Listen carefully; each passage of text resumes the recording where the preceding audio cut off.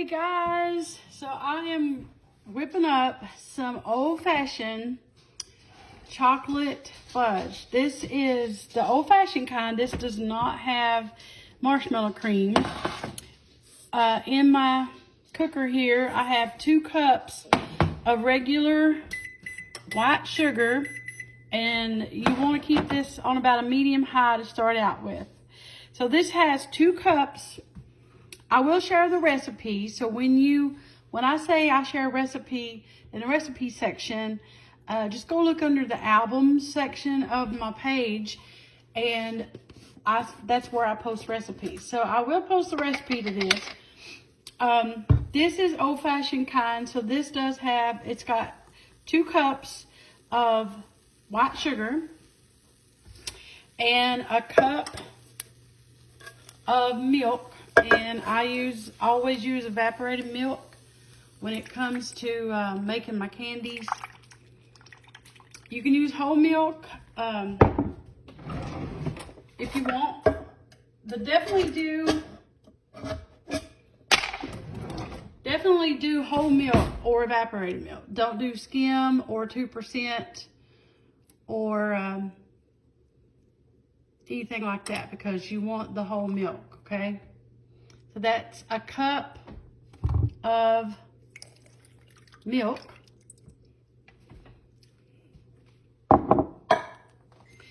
And a half a cup of cocoa powder to start out with. And I use Hershey's Dark because I like it kind of dark.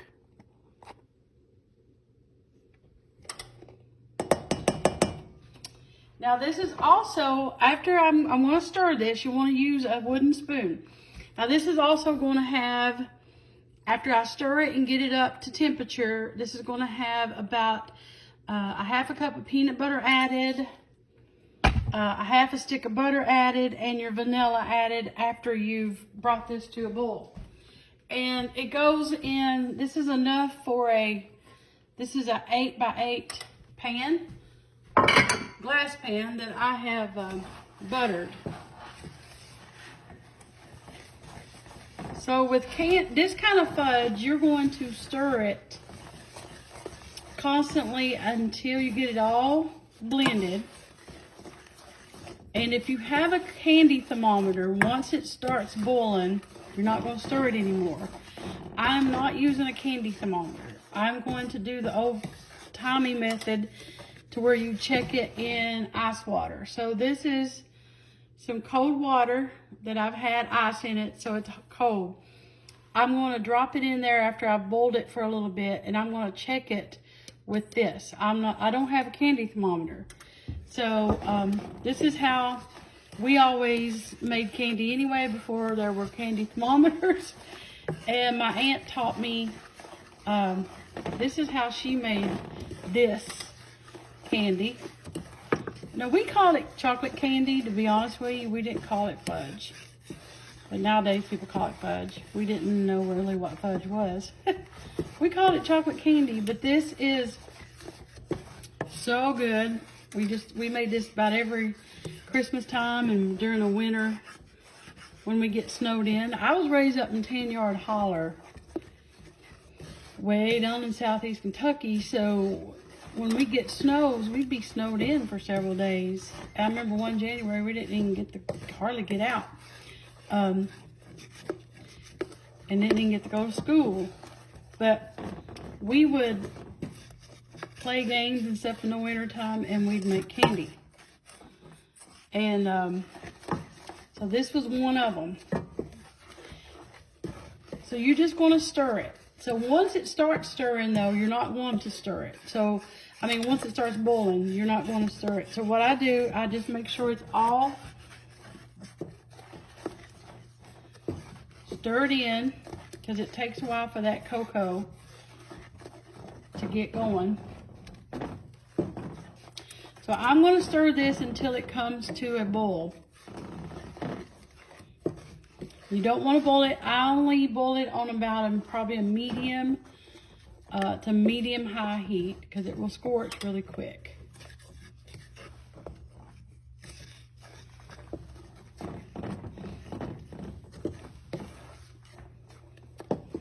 So I'm going to stir this just a little bit, and when it starts to boiling, I'll bring it back and let you all see it. Okay, because you can see it's boiling. So at this point is when you would put the candy thermometer down in on the side and don't let it rest on the bottom. If you're using a candy thermometer, it needs to reach 238 degrees. And when it reaches 238 degrees, it's ready to take off and add the vanilla and the butter and the peanut butter. You can leave the peanut butter out if you want. We always put peanut butter in ours. So for me, I'm just going to let this boil. I set my timer for about 3 minutes. After about 3 minutes, I'm going to check it in the water to see if it's done. But don't take it long. So I'll let you all see it there. And at this point, you do not stir it either. Okay, I'm going to show you how I test it. So I use a metal spoon. I just dip out a little bit like that.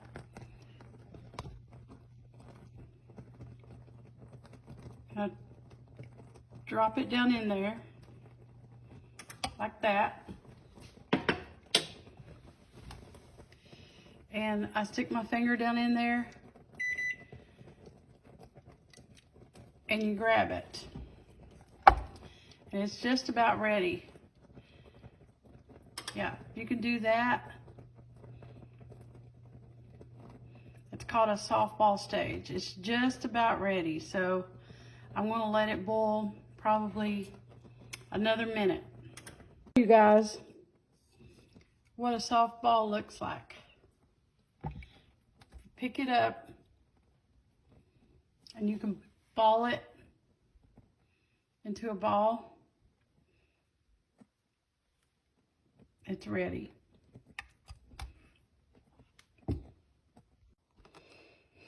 Okay, so it's ready to add the butter to it. So this is 3 tablespoons of butter, which is a half a stick. And you're going to add a teaspoon of vanilla.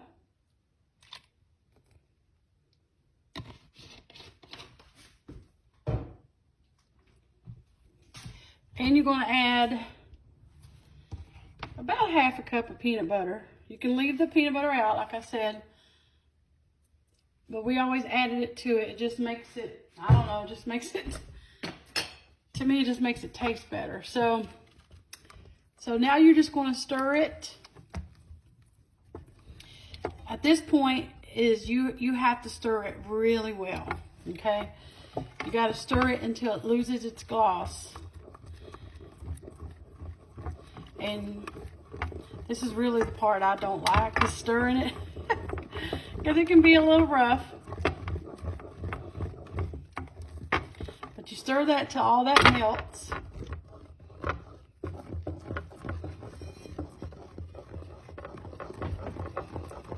I can smell it. It smells so good. And you just stir. I'm going to stir this just a couple more minutes, and I'll bring it the camera back on so you can see when it's ready to pour in the dish. If you poured it in the dish right now, it won't turn out. It'll be very tacky, kind of like taffy, and you don't want that. But you really do have to stir and stir and stir it until it loses its gloss. Still stirring it, but I wanted to show you guys at this point. See that it's getting thick. At this point, if you wanted to use this as a frosting for like a Texas sheet cake or even any kind of cake, this is basically a cooked frosting is all it is. And the longer you cook it, you know, and then the more you beat it after you've cooked it, it makes a fudge. But a lot of people make this kind of frosting and they put it on sheet cakes. Like Texas sheet cake usually has this kind of frosting. So if you wanted to use this right here at this stage as a frosting for a Texas sheet cake, or I've used this before on top of a Mounds candy bar cake. Look at that. that is good. And you, of course, you'd leave the peanut butter out, but this is also, at this point, makes a really great frosting for a hot fudge cake or anything. So I'm going to keep stirring. I've only got probably about, see around the edges, starting to lose its gloss. So I'm going to stir it just a couple more minutes.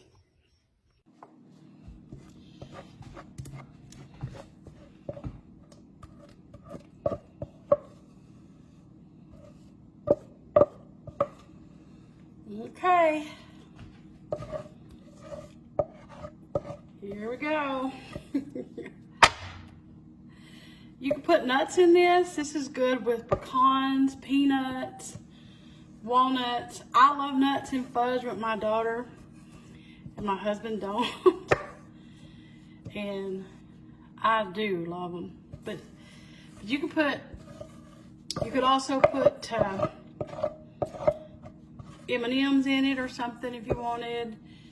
You can put some Nestle Rice Krispie treats and make it like a Nestle Crunch. There's a lot of different ways you can do this,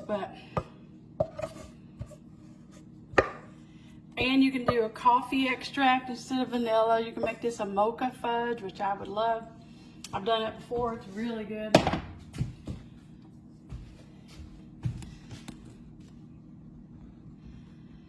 So what I do, I just smooth it out.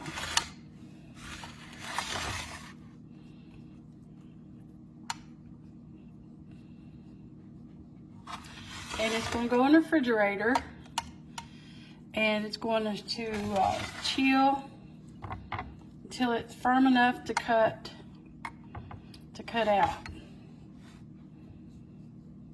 I kind of like to swirl it to make it all pretty like.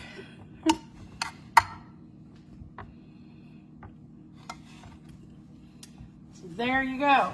So that's going to go in the fridge, and it's going to chill out until it's firm enough to cut.